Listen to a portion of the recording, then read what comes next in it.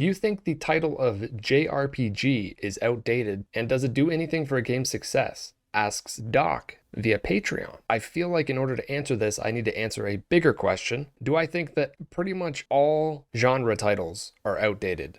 Yes. When it comes to discussing games, it's very difficult to do so by simply boiling things down to what we have deemed as genre titles. For instance, adventure game, what does that mean? RPG, pretty much every game has RPG elements in it at this point. JRPG, the problem here is that usually when we say JRPG, we mean a very specific kind of RPG that is probably turn-based, probably from Japan, probably has some sort of anime aesthetic, probably involves like a hero saving the world. There's just a lot of probablys, but it doesn't necessarily have to mean that. JRPG is like a feeling. And this is the thing I was talking about in one of my recent videos, talking about Souls-likes. It's really more of what you feel while you're playing the game is kind of how we use genres now. It's nothing like super specific with like a hard line drawn as this is the definition. It doesn't really work like that anymore. I'm glad that it doesn't, in a way, but also it makes it more difficult to talk to people who are not as well versed in video games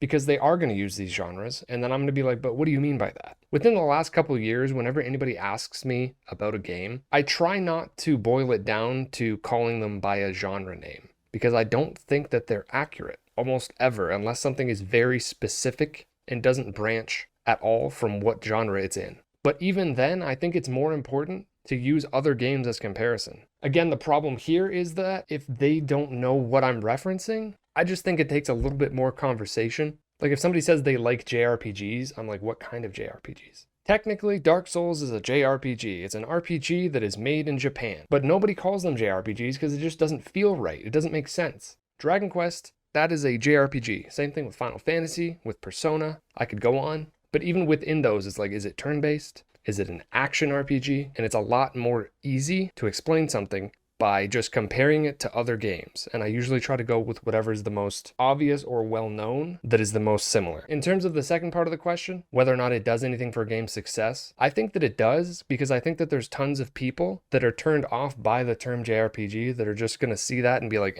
I've played a couple JRPGs, therefore all JRPGs I don't like, which I think is totally unfair. That could apply to many other types of games, but I think with JRPG, there's like an extra stigma on it. Playing Metaphor, it feels a little bit more adult, and it's very refreshing. As someone who really likes Persona, definitely getting a little bit tired of the whole teenager in high school thing. The term JRPG carries with it a lot of assumptions about tropes that are going to be in the game, and whether or not they are or aren't, people are going to assume that they are and make their decision based off of that. And I think that that's not great.